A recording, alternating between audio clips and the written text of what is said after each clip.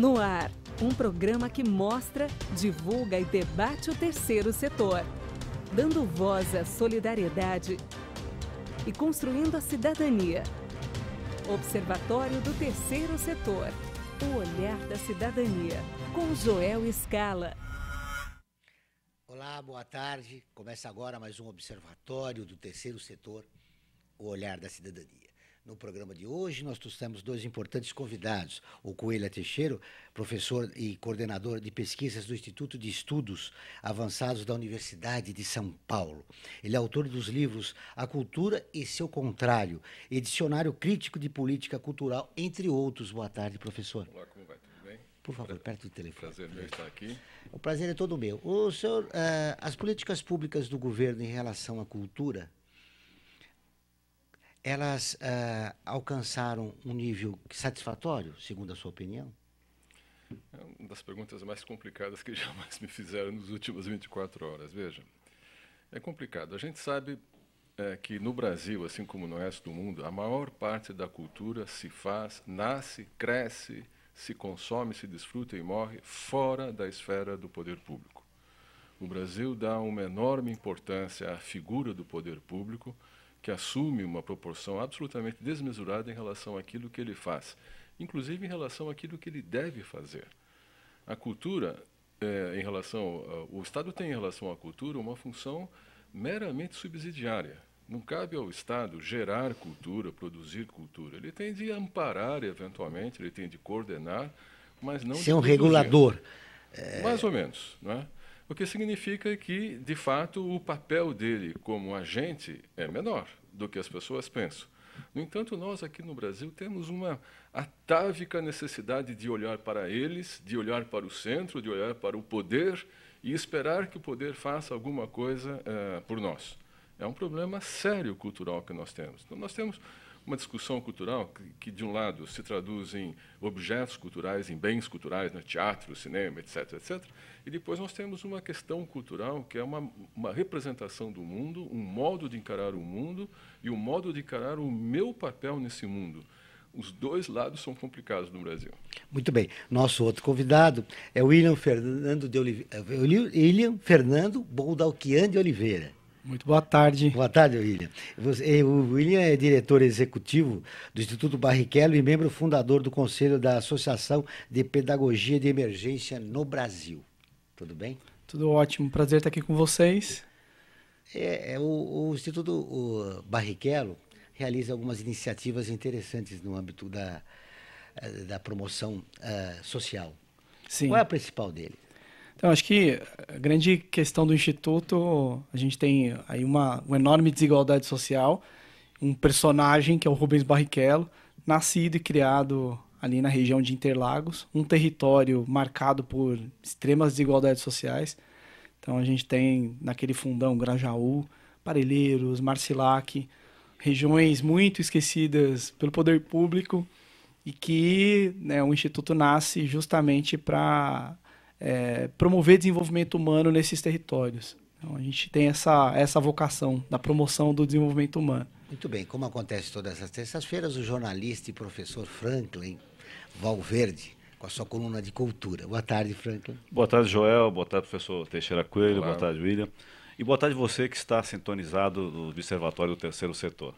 Franklin, você concorda com o professor Teixeira? Em parte, sim. Eu acho só que o Estado poderia também trabalhar na formulação de políticas do que é a cultura e de como a cultura poderia ser desenvolvida no país. A França, por exemplo, é um país que tem um valor muito grande com relação à cultura, a Espanha também, e eles conseguem fazer disso um produto, tá? Coisa que no Brasil, como isso muito bem o professor colocou, os aparelhos culturais ficam mesmo esperando que o governo subsidie tudo. Tá? E, na verdade, acho que ele tem que dar as condições para que a cultura consiga sobreviver sem tanta necessidade do poder público. Precisamos de uma mudança cultural. Como fazê-la, professor? Veja, isso em termos de política cultural a gente chama de institucionalidade da cultura. Onde colocar a cultura em termos das instituições que organizam a vida do país, não é? O professor Franklin mencionou o caso da França, que é um caso paradigmático em termos de cultura. O André Malraux, que funda o Ministério da Cultura no final dos anos 50, ofereceu ao mundo, inclusive ao Brasil, um modelo que foi copiado. O pequeno problema é que a França é e era um Estado cultural.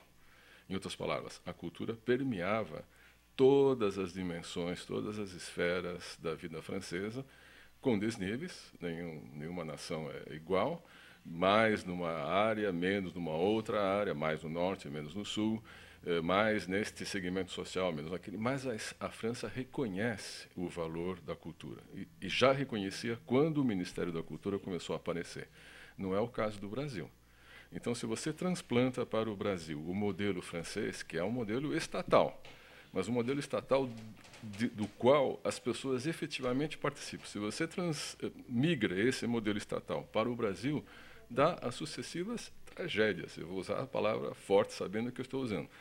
Resulta nas sucessivas tragédias ou desencantos, se a gente for um pouco mais ameno, que nós temos experimentado ao longo desses anos Como todos. estimular a iniciativa privada para participar dos eventos culturais no país? Houve no final, quando o Brasil voltou à democratização, na segunda metade da década de 80, houve um instrumento que tinha, por um lado, um efeito, um objetivo liberador, e, por outro lado, um efeito educador. Eu me refiro à Lei Sarney naquele momento, que era a Lei de Incentivo Fiscal à Cultura, que levou o nome do Sarney. Teve um objetivo liberador, porque a sociedade civil, a sociedade brasileira, estava farta da intromissão do Estado na cultura para dizer a nós, cada um de nós, o que nós podíamos ler, ver, ouvir, cantar, dizer. Nós não aguentávamos mais isto. Então, a Lei de Incentivo Fiscal teve o objetivo de transferir para a sociedade civil uma parte da decisão sobre o que fazer em cultura. E as pessoas se esquecem disso hoje. Um avanço enorme. Uhum. E hoje, passado já quase 3 décadas, as pessoas se esquecem disso. Por outro lado, havia também um efeito educador, que era o seguinte: a sociedade civil, da qual faz parte o mercado, então, cada um de nós, como pessoa física, ou as empresas como pessoas jurídicas, poderiam destinar uma parte dos seus impostos devidos à cultura. E o objetivo do legislador, e todos nós que estamos na cultura e estávamos na cultura, era que isso educasse a iniciativa privada e a sociedade civil para a responsabilidade que ela tem pela vida cultural, como acontece nos Estados Unidos. Uma parte muito significativa do apoio à cultura vem da sociedade civil, empresas e pessoas físicas. Esta segunda parte não vingou no Brasil. E por quê? Por que não vingou, Frank? Essa acho que é uma questão que é difícil de ser respondida, né? De uma certa forma, isso é uma questão cultural, já que a gente está falando em cultura, do empresariado brasileiro, né? Isso geral, não só na área da cultura, né? Ele está sempre esperando que o Estado venha complementar ou venha, digamos, financiá-lo completamente. Ele mesmo não gera, digamos, o capital suficiente para a sua atividade. E na cultura não é diferente, né? O empresariado da cultura não é diferente. Ele espera que o Estado dê aportes, tá? E aí que está o grande problema. Eu acho que o papel do Estado é você oferecer os aparelhos suficientes, a legislação suficiente para que as coisas funcionem. Em algumas áreas, sim, na minha visão, o governo tem que aportar. Tá? Há certas coisas que o custo é alto e que dentro de uma sociedade as produções são necessárias também. Ópera, por exemplo. Tem certas coisas que acho que o governo tem que financiar também algumas coisas, não tem como. Tá? Algumas produções menores, enfim, que não tem, que são importantes do ponto de vista cultural, da formação cultural do país, que deve ser financiado. Agora, espetáculos como nós estamos vendo recentemente aí de grandes, posso até citar o Circo du Soleil, não tem sentido ter um financiamento, até que seja via Lei Rouanet, que poderia ter sido utilizado em outras áreas. William, antes de ir para o intervalo, eu queria te ouvir. O Instituto Barrichello tem sentido essa dificuldade com a iniciativa privada? Bom, a gente não desenvolve projetos com foco, digamos assim, numa cultura do ponto de vista artístico, mas a gente desenvolve cultura do ponto de vista de promover desenvolvimento humano por meio do esporte. A gente vem trabalhando com as leis de incentivo já há cerca de 8 anos.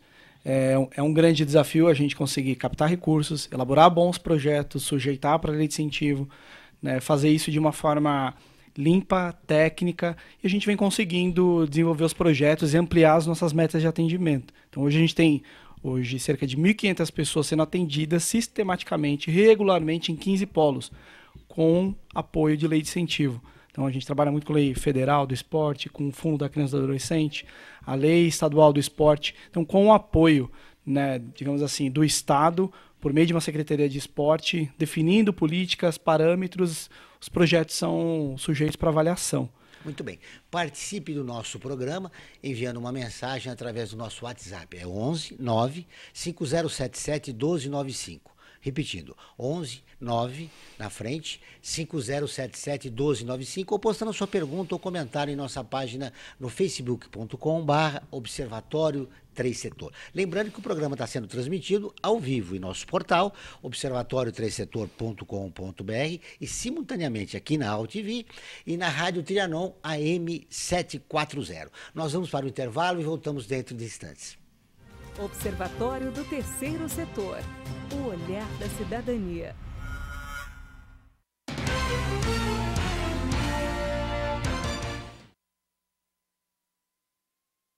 A vida nos traz muitas conquistas, mostrando que todo conhecimento e esforço compensaram em cada detalhe, cada emoção. Estudar na FIA me fez crescer profissionalmente e a conquistar um objetivo maior, que foi a felicidade de ajudar meus filhos numa carreira brilhante.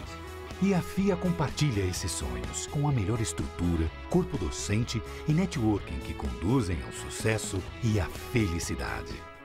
FIA, sua maior conquista.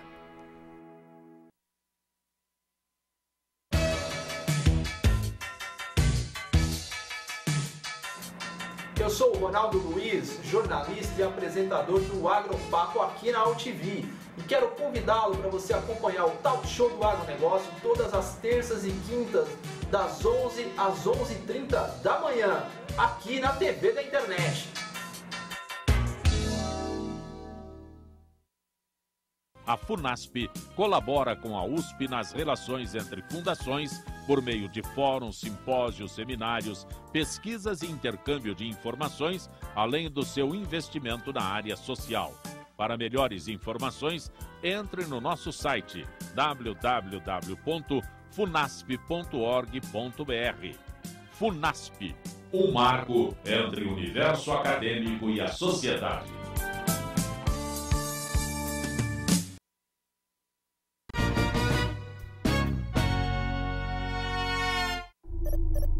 Internacionalizar a economia afeta o seu emprego?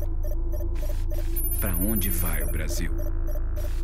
Ter opinião sem análise é só repetição. Repetição, repetição, repetição, repetição, repetição, repetição, repetição, repetição. Informação é importante. Análise é fundamental. Le Monde Diplomatique Brasil. Independente e crítico.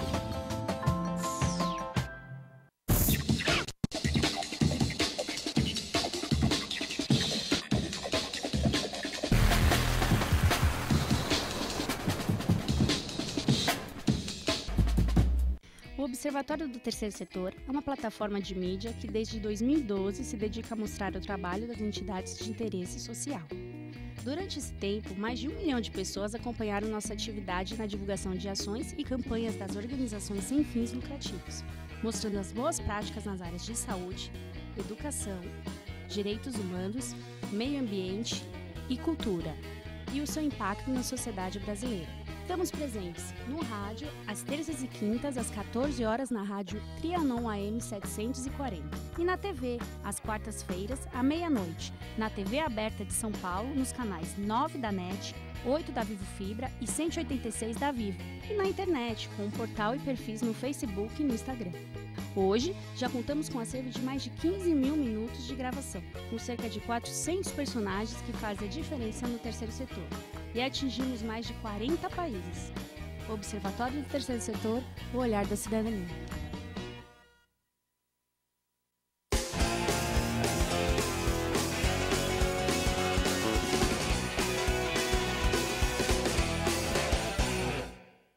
Observatório do Terceiro Setor, o olhar da cidadania. Estamos de volta com o Observatório do Terceiro Setor, o Olhar da Cidadania. Agora com a reportagem da Rádio ONU, nossa parceira de conteúdo, falando sobre o uso de tecnologias avançadas para proteger patrimônios culturais. A Laura Gelbert, de Nova York, tem as informações. Duas agências das Nações Unidas assinaram um acordo para proteger locais de patrimônio cultural e natural usando tecnologias geoespaciais de última geração, incluindo o sistema de imagens por satélite. A parceria estratégica é entre a Organização das Nações Unidas para Educação, Ciência e Cultura, UNESCO, e o Programa de Aplicações Operacionais por Satélite, UNOSAT, do Instituto da ONU para Treinamento e Pesquisa, UNITAR. O acordo vai permitir a colaboração das agências durante situações de conflito e após desastres naturais. O UNOSAT é um programa de tecnologia que entrega análise de imagem e soluções por satélite para organizações de ajuda e desenvolvimento dentro e fora do sistema da ONU. Imagens de satélite são muitas vezes a única fonte de informação objetiva em áreas afetadas por conflito ou desastres naturais. Para o diretor-geral assistente da Unesco para a Cultura, Alfredo Pérez de Arminhan, a agência UNOSAT tem capacidades complementares que podem aprimorar a tarefa da Unesco de proteger o patrimônio cultural em situações de emergência. Ele fez referência à cooperação atual para documentar o estado desses locais no Iraque e outros países afetados por conflito. As instituições vão compartilhar seus conhecimentos e colaboração em prevenção e capacitação. Isso vai ajudar a comunidade internacional a compreender a situação no terreno e planejar medidas de emergência. Por exemplo, um relatório recém-publicado sobre locais de patrimônio cultural na Síria pelo UNITAR UNOSAT revelou a extensão dos danos a esses sítios, confirmando informações obtidas por fontes não oficiais. Outras tecnologias geoespaciais que podem ser aproveitadas incluem um aplicativo de contribuição coletiva UNAssign, usado com sucesso no terremoto no Nepal. Outra é o uso de veículos aéreos não tripulados, tanto para gravações quanto para avaliações detalhadas de danos a prédios e outras infraestruturas. A Unesco e o UNITAR UNOSAT vão juntos explorar soluções inovadoras que possam contribuir para melhorar a proteção e gerenciamento dos sítios de patrimônio cultural. Da Rádio ONU em Nova York, Laura Gelbert. Muito bem, está aí a matéria. Basicamente é a utilização da tecnologia para preservar, né, museus, bibliotecas. Mas, professor, nós conversamos aqui no intervalo e o senhor falava da sua experiência como diretor do MAC, como diretor de bibliotecas. Nesse período que o senhor passou por esses dois locais, o senhor foi procurado por alguém da universidade que se tornou empresário e falou, olha, eu quero contribuir aqui para preservar essa biblioteca, preservar as obras do MAC, porque o MAC tem um acervo muito bom. É muito difícil que isso aconteça. Se você, como gestor cultural, não for atrás, é muito difícil que ele apareça por espontânea vontade. E é isso que eu me referia quando eu disse que a lei de incentivo falhou no seu sentido educador, porque a expectativa era essa. Nós vamos começar a dar para vocês um desconto no imposto devido e daqui a algum tempo, vocês percebendo a importância da cultura, vão pôr dinheiro do próprio bolso, dinheiro limpo, digamos assim, dinheiro virgem, para pagar a cultura. Isso não aconteceu. Quando há impostos a pagar, a empresa, e até mesmo às vezes a pessoa física, contribui. Se não há impostos a pagar e há milhões de subterfúgio que ajudam as empresas a não ter nenhum imposto a pagar, elas não gastam dinheiro com cultura. Essa é a triste realidade do Brasil. O que é um absurdo, né? Porque esse dinheiro poderia ser usado para diminuir a desigualdade que existe no país. E eles poderiam dar sua contribuição para a sociedade onde estão atuando, onde estão vendendo e desenvolvendo seus negócios. Agora nós vamos falando em cultura com o Frank Valverde. Frank, quais novidades dessa semana que você traz para o programa de hoje? Hoje nós temos duas boas dicas. A primeira é a Risadaria, né? Um festival de humor que está na sua 7ª edição, que vai se espalhar durante o mês de julho inteiro, né, em vários palcos de São Paulo. Nós vamos ter espetáculos no Teatro da PCD, no Auditório Ibirapuera, na Livraria Cultura, no Teatro Gamaro, lá na Moca, enfim, e reunindo uma série de artistas do humor brasileiro, né? Entre eles, a gente pode destacar o Marco Luque, o Fábio Porchat, o Marcelo Marrom, o Matheus Ceará, o Hermes e Renato e o próprio Paulo Bonfá, que foi o idealizador desse projeto. Alguns dos espetáculos ou boa parte deles são pagos, mas há alguns deles que são gratuitos. Isso as pessoas só precisam ficar atentas aí na programação, que vai durante o mês todo divulgado uma série de veículos de comunicação para assistir. Eu destaco aqui amanhã, por exemplo, às 19 horas, no Shopping Plaza, no Tietê Shopping Plaza, melhor dizendo, nós vamos ter um espetáculo com o Marco Luque. Tá? E lá mesmo no próprio Tietê Plaza Shopping, na semana que vem, na segunda-feira, vai ter um espetáculo com o Fábio Porchat. Tá? É gratuito. O Tietê Plaza Shopping fica na Avenida Raimundo Pereira de Magalhães, tá? Em Pirituba, é um shopping grande que tem lá próximo da entrada da rodovia Bandeirantes. Tá?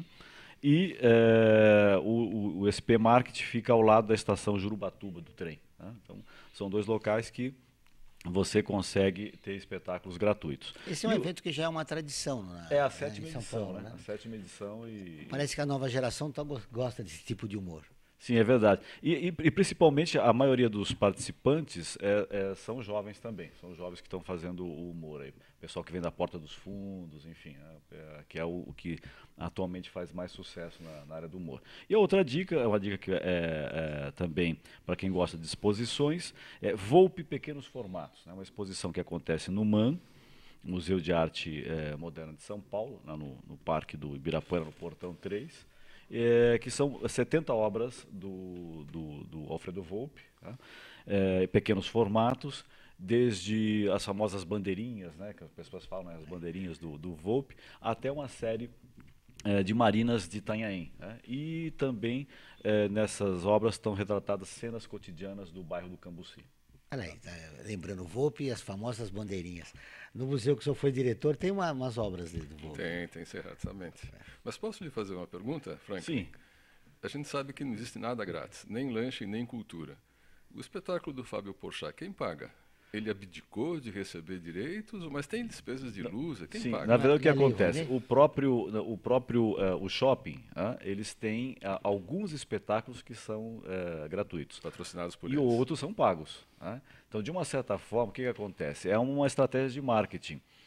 Esses espetáculos que não se paga nada são muito curtos. A pessoa vai, assiste, né? Tá lá, os espetáculos mais densos, com maior tempo, esses tem que se pagar. Certo? Você gosta desse tipo de humor? Gosto desse tipo de humor porque acho que traz uma crítica muito, muito bacana, né? Acho que a nossa vida precisa de humor, né? A gente vive nesse caos que a gente está vivendo, isso é muito bom. O pessoal da divulgação diz que no Brasil é conhecido pelo país do futebol e do carnaval. Há quem não goste nem de futebol, nem de carnaval, mas ninguém dispensa uma boa piada. É verdade. E os nossos grandes humoristas já ou morreram ou já estão bem velhos, né, como o Jô Soares, e migraram, né, para outro tipo de atividade, como estão surgindo showman, outros, né? Surge essa geração. O Porchat, o próprio Marco Luque, né? Pessoal, o Gregório do Vivier, né, também, que faz parte do Porta dos Fundos, enfim, esse grupo aí tem crescido bastante. São dicas muito interessantes para essa semana. Valeu, Frank. Agora vamos com as perguntas dos nossos ouvintes e espectadores. Flávio Martins, de Guaianazes. Flávio, muito obrigado pelo seu contato.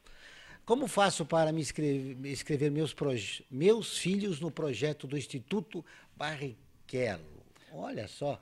Opa, de onde... Você falou que atende mais de 1.500 pessoas, são crianças, adolescentes, né? Isso, nós trabalhamos com crianças, adolescentes e idosos também.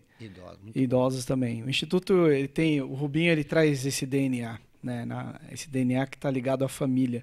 E a gente atua na vulnerabilidade da infância e também, do outro lado, pegando uma fase também muito vulnerável, que é o idoso. Os projetos acontecem nos extremos, né, da periferia, embora a gente também tenha 2 projetos acontecendo, 2 núcleos de atendimento no centro da cidade, ali na região conhecida, infelizmente, como Cracolândia, e na outra região que é a Baixada do Glicério. E basta entrar no nosso site, no www.institutobarrichello.org.br, que você vai conhecer mais os nossos projetos.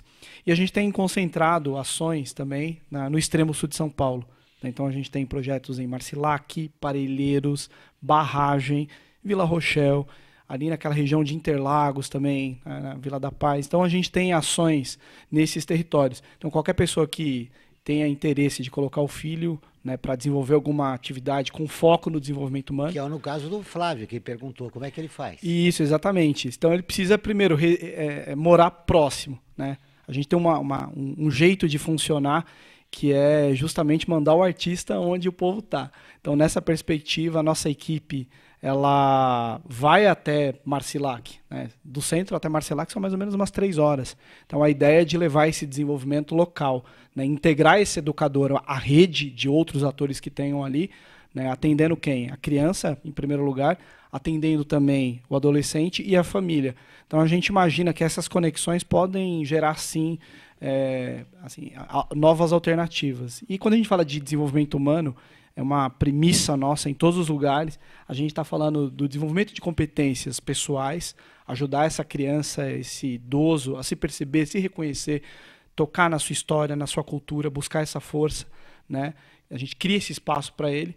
A gente também desenvolve competências relacionais, que é o aprender a conviver, como que a gente consegue construir pactos bacanas, saudáveis, éticos, né, entre nós. No caso do Flávio, como ele é de Guaianazes, ele não é da comunidade onde é desenvolvido o projeto. Se ele tiver em Guaianazes, a gente tem núcleos na região para atendimento de idosos lá. Os nossos núcleos de idosos eles estão concentrados na Zona Leste, pelo fato da gente ter feito um levantamento, e é uma região que concentra muitos idosos, né? A Zona Leste ela teve um boom aí na década de 80, principalmente, com relação a uma série de programas habitacionais.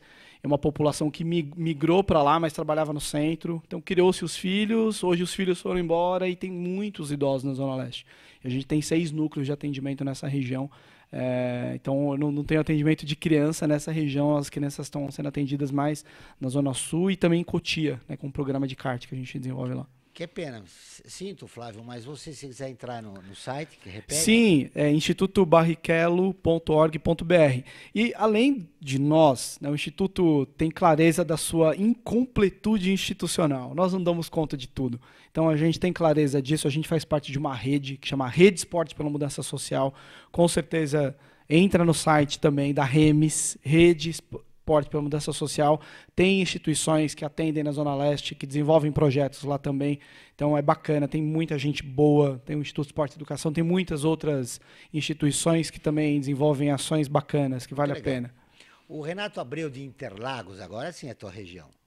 O que os convidados acham das fraudes na Lei Rouanet? Começo com você, professor. Fraude existe em todo lugar, com lei, sem lei, na Lei Rouanet, na Lei de Exploração do Petróleo, na Lei de Distribuição, em toda parte, não é?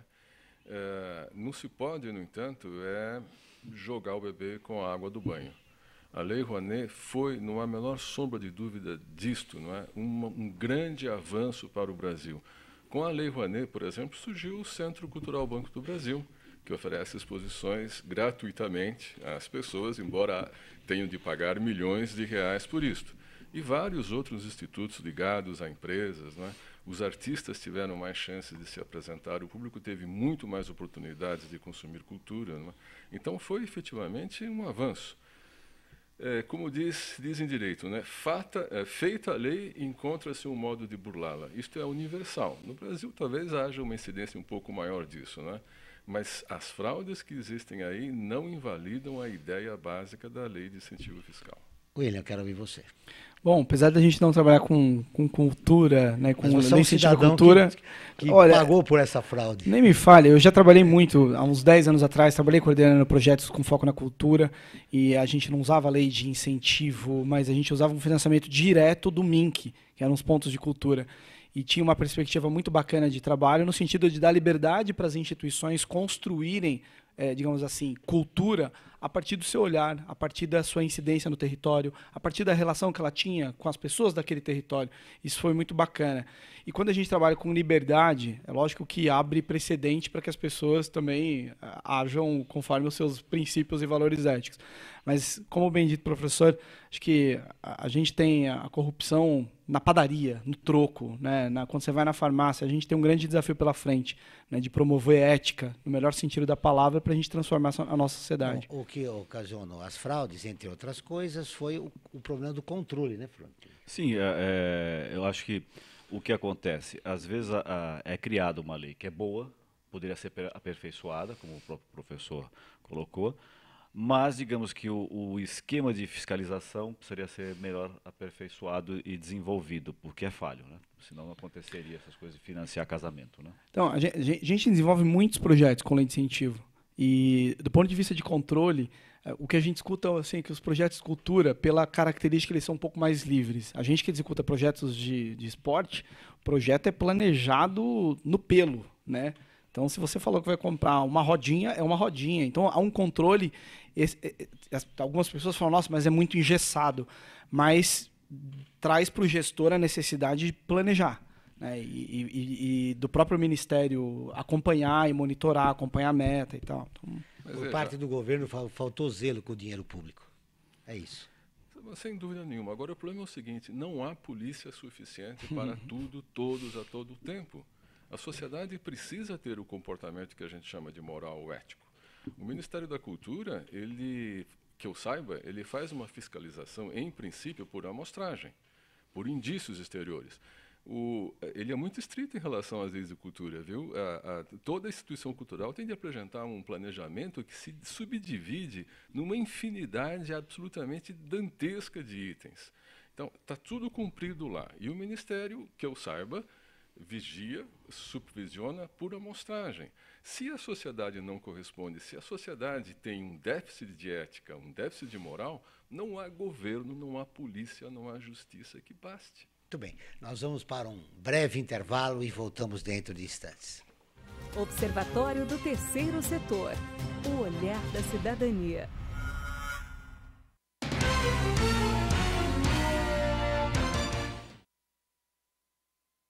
A vida nos traz muitas conquistas, mostrando que todo conhecimento e esforço compensaram em cada detalhe, cada emoção.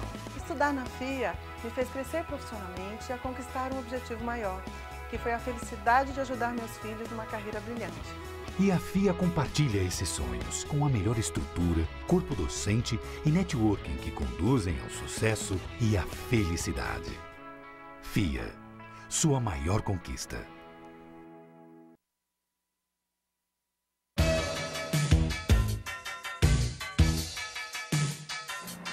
Eu sou o Ronaldo Luiz, jornalista e apresentador do Agropapo aqui na UTV. E quero convidá-lo para você acompanhar o Talk Show do Agronegócio todas as terças e quintas, das 11 às 11h30 da manhã, aqui na TV da internet. A FUNASP colabora com a USP nas relações entre fundações por meio de fóruns, simpósios, seminários, pesquisas e intercâmbio de informações, além do seu investimento na área social. Para melhores informações, entre no nosso site www.funasp.org.br. FUNASP, um marco entre o universo acadêmico e a sociedade.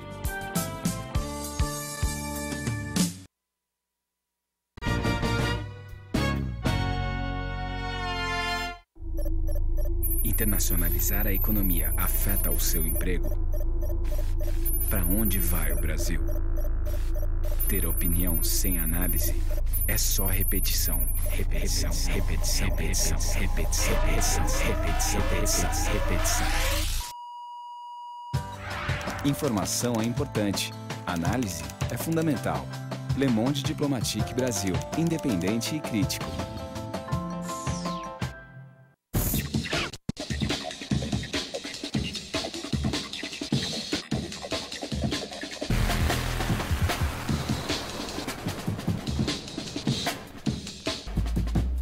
O Observatório do Terceiro Setor é uma plataforma de mídia que desde 2012 se dedica a mostrar o trabalho das entidades de interesse social. Durante esse tempo, mais de 1 milhão de pessoas acompanharam nossa atividade na divulgação de ações e campanhas das organizações sem fins lucrativos, mostrando as boas práticas nas áreas de saúde, educação, direitos humanos, meio ambiente e cultura, e o seu impacto na sociedade brasileira. Estamos presentes no rádio, às terças e quintas, às 14 horas, na rádio Trianon AM 740. E na TV, às quartas-feiras, à meia-noite, na TV aberta de São Paulo, nos canais 9 da NET, 8 da Vivo Fibra e 186 da Vivo, e na internet, com um portal e perfis no Facebook e no Instagram. Hoje, já contamos com um acervo de mais de 15 mil minutos de gravação, com cerca de 400 personagens que fazem a diferença no terceiro setor, e atingimos mais de 40 países. Observatório do Terceiro Setor, o olhar da cidadania.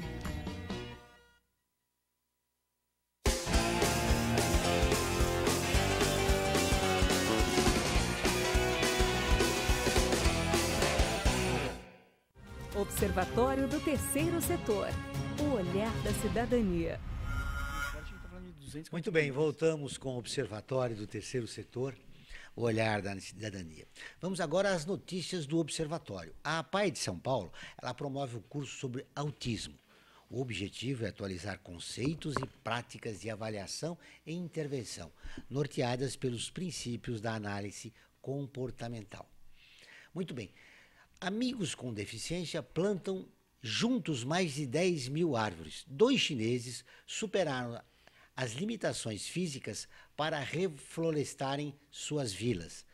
Para ler essas e outras notícias, acesse observatório3setor.com.br ou o nosso Facebook, facebook.com/Observatório 3 Setor. Muito bem, continuando aqui com a pergunta dos ouvintes, é isso? Vamos falar antes da pergunta dos ouvintes, a campanha Eu Me Importo. A 10ª imagem da campanha Eu Me Importo foi dedicada às vítimas de violações de direitos humanos. A imagem é a última campanha que vocês estão vendo e já alcançou quase 1,5 milhão de pessoas. Para participar é fácil. Acesse a nossa página no Facebook e compartilhe. facebook.com/Observatório 3 Setor. Está aí. Sim, agora sim a pergunta dos ouvintes. A Simone Torres, de Ourinhos, muito obrigado pela sua ligação. Ourinhos, interior de São Paulo. Os projetos do Instituto Barrichello acontecem fora de São Paulo? Como ela não é da cidade, ela quer saber se vocês chegaram já no interior. Já chegamos no interior e já saímos, infelizmente. Nós trabalhamos 6 anos na região de Itupeva, de Nova Odessa. Tivemos uma parceria com a CCR Autoban, porque nós desenvolvemos metodologia. A gente, além de atender a criança, a gente sistematiza a prática, organiza essa metodologia. Eles conheceram o nosso projeto e perguntaram, vocês não querem levar para a nossa cidade? Então, acho que fica um desafio aí para o prefeito da cidade, se quiser nos procurar. Papel do Instituto também, compartilhar a metodologia, né? Capacitar profissionais, professores, para levar a educação pelo esporte, com foco no desenvolvimento humano para outros territórios. Nós atendemos cerca de 300 crianças nessas 2 cidades lindeiras ali, próximo à estrada que a CCR Autoban, ela, enfim, tem relacionamento. Foi muito bacana, uma experiência muito boa. Muito bem. A Gabriele Melo, do Tatuapé. Agora voltamos para São Paulo, na zona leste da cidade. Qual a opinião dos convidados sobre o tratamento do novo governo com a cultura no país? Criou o Ministério da Cultura, depois, pela pressão da sociedade, da imprensa, tirou, né? Acabou. Depois voltou. Essa é uma falsa discussão, é um falso problema. É exemplo daquilo que eu disse no começo do programa, de que o brasileiro está muito preocupado com o que se passa em Brasília e se esquece de ver o que se passa ao lado dele. Cultura é um assunto da cidade. Cultura existe, nasce, cresce, se desenvolve, na cidade se oferece às pessoas para a cidade. A cidade é a única realidade política, social e cultural das pessoas. O Estado, essa divisão administrativa, é uma ficção e a nação é uma ficção. A única realidade é a cidade. No Brasil, nós estamos vivendo sob uma falsa federação. Uma federação incompleta, se você quiser que eu seja mais polido. Não é? Mais polido, não preciso. Tudo é centralizado, tudo sobe para Brasília, e Brasília quer decidir sobre o país todo. Falta muito pouco para as cidades. No entanto, se você for comparar alguns dados, eu tenho alguns, não me lembro tudo na cabeça, cidades médias gastam pelo menos 4 vezes mais do que gasta o governo central com cultura. O problema é que a riqueza também é gerada na cidade, sobe para o governo central e para a cidade volta muito pouco. Então, como disse para você, essa discussão sobre se o Ministério da Cultura tem que existir autonomamente ou junto com o Ministério da Educação, não é? Ou não existir, é uma discussão secundária. A questão é saber como é que nós podemos empoderar a cidade para que ela tenha a cultura que ela quer ter. Essa é a discussão. Ou seja, uma mudança acontece a partir da cidade, do que é a comunidade que vive naquela cidade. Sim, não é? E é preciso, então, criar os mecanismos legais, institucionais, para que a cidade tenha o poder de decidir sobre a cultura que ela quer. Esse é o X da questão, e assim se faz em vários países do mundo, por que não no Brasil? Aqui volta aquela questão que eu levantei de início. O Brasil é extremamente centralizador, autoritário, paternalista. Nós não precisamos disso em cultura, nós precisamos de autonomia local, de proximidade para decidir sobre cultura. Um processo de descentralização resolveria, Franklin? Olha, eu acho que do ponto de vista da produção, o que o professor Teixeira Coelho está colocando está perfeito, da produção e do consumo da cultura. Mas eu sou favorável à existência assim, de um Ministério da Cultura, e o que esse governo interino fez é uma das inúmeras trapalhadas em tão pouco tempo de governo. A existência do Ministério de Cultura, ele estaria muito mais para dar os parâmetros políticos de Estado, de formação, de concepção do que vem a ser a cultura, de como melhor desenvolver. Do consumo e da produção, concordo com o professor. Isso acontece na esfera das cidades. Mas agora posso discordar um pouquinho? Claro, vamos lá na polêmica. Não cabe ao Estado Central dar os parâmetros do que é a cultura, ainda mais num país tão diverso quanto o Brasil. Quantos Brasis nós temos aqui? Costuma-se falar em 5, não é? Tem vários. 5 pelo menos tem, de maneira bastante bem definida. São 5 culturas diferentes. A quem cabe dizer qual é a cultura do Sul? É o Estado Central de Brasília? Ou é o Sul? A quem cabe dizer qual que é a cultura que você pratica no Recôncavo Baiano? Então, não é essa questão é uma herança que nós temos de um país, de um Brasil, que surgiu no século XX com aquele clima de guerra e de Estado novo, centralizador, autoritário, nacionalista e paternalista, e do qual nós não nos liberamos. Só que a realidade do Brasil no século XXI é completamente diferente. O Brasil é um país diverso. Quem vai manejar esta diversidade?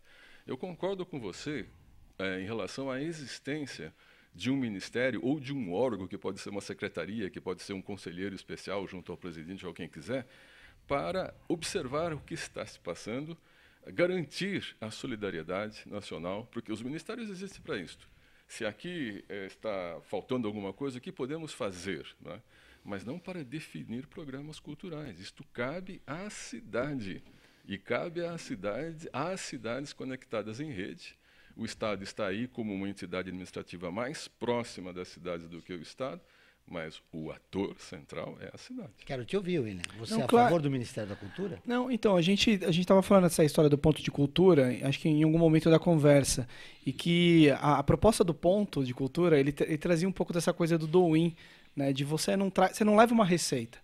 Você define um volume de recursos e cada povo que participa daquele edital vai construir o seu fazer cultura a partir da sua cosmovisão.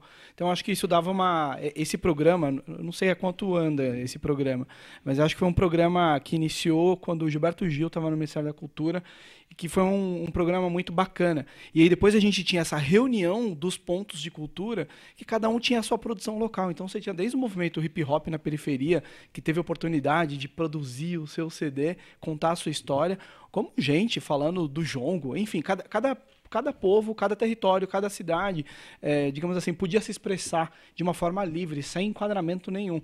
Então, acho que foi uma diretriz nesse sentido, de uma visão de mundo que esteve no Ministério da Cultura. Então, nesse sentido que eu acho que eu concordo que a vida acontece no município, né? A vida acontece na cidade. E a gente, né, agora no modelo econômico, inclusive, de captar recursos, né, do próprio governo, de impostos, o dinheiro vai para Brasília. E Brasília sai distribuindo, né, e aquilo que é captado chega ao quê no município? A discussão é mais ampla, não é só na cultura, a discussão é para todas as políticas. E o pior é que é a maneira de se fazer política no Brasil que está sendo questionada aqui, se deve ou não ter ministério, porque não existe uma política de Estado nem para a cultura, nem para a saúde, e aí vai. Então, mas veja como eu digo, não é um problema tanto que existiu no Ministério, tudo bem que ele exista, não há nenhum grande problema. A questão é o que fazemos de apoio à cultura. Essa é efetivamente a questão central. Não é? E o problema é o seguinte, nós não precisamos primeiro concentrar tudo e subir para Brasília, para desde Brasília, magnanimamente, decidir a descentralização. O que é isto? Isso é um elevador de 2 andares? Concordo. Por que fazer este caminho para lá para depois centralizar? A descentralização está aqui. Vamos reconhecer a autonomia das cidades. Muito bem. Agora, eu não acredito que é o pessoal que está lá em Brasília que hoje que vai mudar isso. Em tese, esse pessoal de Brasília foi escolhido pelas cidades e deveriam representá-las, né? O que não acontece na nossa democracia. Aí a gente está questionando o sistema democrático, né? A Lucy não Ferreira... o sistema democrático, o sistema político implantado. Mas também está, viu? Eu acho que o sistema democrático está falhando muito. A Lucy, volta um pouco, eu queria ver o nome da Lucy. Lucy de Santana, é isso? Muito bem. Qual é a maior dificuldade que o Instituto enfrentou desde a sua inauguração? Foi em 2005, não é isso? Isso. O Instituto nasceu em 2005 e nós iniciamos o projeto desde 2006. Acho que quando a gente fala em dificuldade no Instituto, e a gente está falando de terceiro setor, é a sustentabilidade, né? A gente tinha o Rubinho como um atleta, aí falando atleta, porque você entrar no carro de Fórmula 1, você já andaram de kart? Kart é um negócio fascinante, você sai de lá pingando e guiar um carro realmente é um grande desafio. Então o Rubinho foi sempre a pessoa que trouxe a sustentabilidade para o Instituto e hoje a gente tem um grande desafio que é de comunicar essa causa que a gente defende também para que outras pessoas também possam colaborar. Eu acho que o grande desafio que nós temos hoje é conseguir garantir essa sustentabilidade para levar essa metodologia, né, para transformar esses 1.500 em 3.000, em 9.000, em 10.000, para atender o povo de Ourinhos, né, que acha interessante um projeto na cidade. Então, é nesse sentido. Muito bem. Amanhã nós vamos apresentar no nosso programa uma entrevista inédita com o padre Paulo Parisi. Ele falando sobre os refugiados e também comentando sobre algumas frases ditas pelo Papa Francisco, que está revolucionando a Igreja Católica. Você não pode perder. Amanhã, quarta-feira, à meia-noite, na TV Aberta de São Paulo, nos canais 9 da NET, 8 da Vivo, Fibra e 186 da Vivo. Não há motivo para não assistir, não é isso? Veja, uma entrevista com o padre Paulo Parisi, repercutindo o Papa Francisco. Muito bem. Terminando com os nossos ouvintes, é isso? E telespectadores, muito bom. 10 minutos de programa, dá para conversar ainda um pouco mais. E essa polêmica aqui entre os dois, um quer o Ministério, os dois, né, querem, você também é a favor, né? Agora, eu entendi a colocação do professor Teixeira. O importante é a defesa da descentralização e respeito a esses aspectos culturais que você encontra nas várias comunidades. Ele falou de 5 Brasis estão representados, né? Digamos, nós conversamos, eu não sei se era no intervalo, eu só falava de 0,6%, não é isso? Isso é a porcentagem dos incentivos fiscais para a cultura dentro do panorama de incentivos fiscais do Brasil. Do Brasil. Para automóvel, para isto, para aquilo. E eu vi, por exemplo, a Lei Rouanet aprovada para o Circo de Solé, né? Que, obviamente, 80% da cidade de São Paulo não tem acesso ao Circo de Solé, pelos preços que foram cobrados. Eu acho que isso é uma grande distorção da lei. E nesse aspecto, eu acho que o professor Teixeira tem razão. É que, na verdade, a lei, de uma certa forma, como ela está colocada, digamos assim, vamos colocar aspas bem grandes para não dar uma interpretação errada. Ela tem, digamos assim, um conteúdo bastante democrático, no seguinte sentido, que a empresa decide onde ela quer colocar esse recurso. Então a empresa fala assim, não, eu não quero colocar no livro do Joel Scala. Eu quero colocar esse incentivo no Circo de Soleil. Então é para lá que vai. Agora, precisaria ela ser melhor, digamos, elaborada, porque quem vai precisar, talvez, né, não digo o Joel Scala, mas uma série de autores que estariam precisando de algum incentivo para editar o seu livro, para o seu primeiro livro, digamos, o jovem escritor, né? E o Circo de Soleil, até pela sua fama internacional, tem como captar esses recursos de outras formas, não necessariamente pela Lei Rouanet. Agora, a empresa que resolveu financiar o Circo de Soleil, ela que quer colocar no Circo de Soleil. Por quê? Porque dá o retorno, enfim, de marketing. Ou seja, há outras questões aí para serem colocadas, né? Muito bem. Quase no encerramento, quero a opinião de vocês. Falta, então, o compromisso do empresário, porque aí ele vai e olha e fala, bom, aquilo está de acordo com a minha imagem, eu quero o Circo de Soleil, eu não quero patrocinar umas atividades de índios que vivem na zona sul de São Paulo. Veja, de novo, é uma questão de consciência cultural e de consciência social. Qual é o meu papel, qual é a minha responsabilidade no país onde eu estou vivendo? Você vai aos Estados Unidos, onde também as iniciativas culturais e artísticas são apoiadas, você vê o nome do apoiador lá embaixo, se é que vê, no final de um cartaz. Aqui você vê o nome do apoiador em primeiro lugar.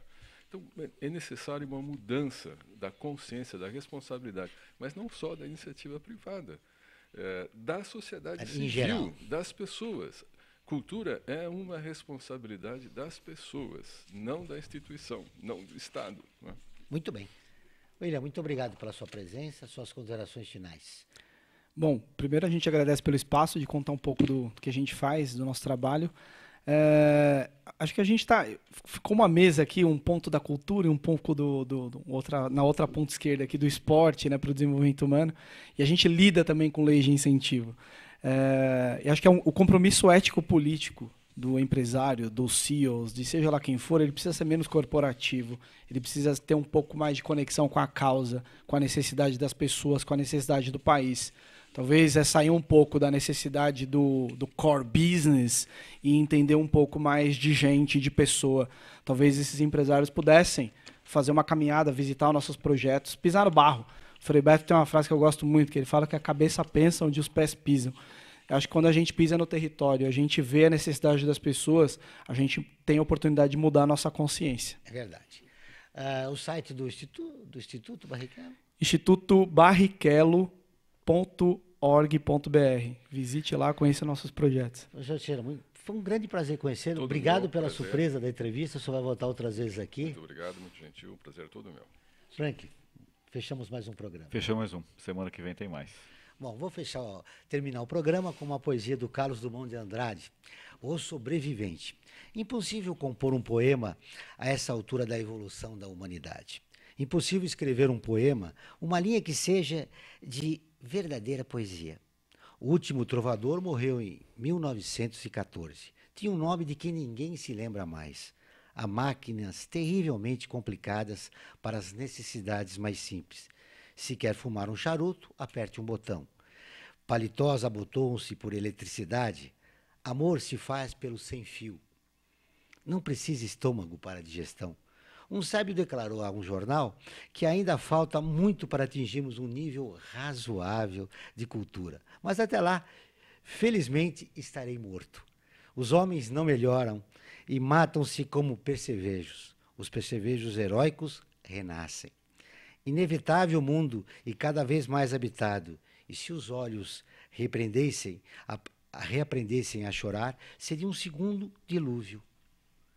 Até o próximo programa.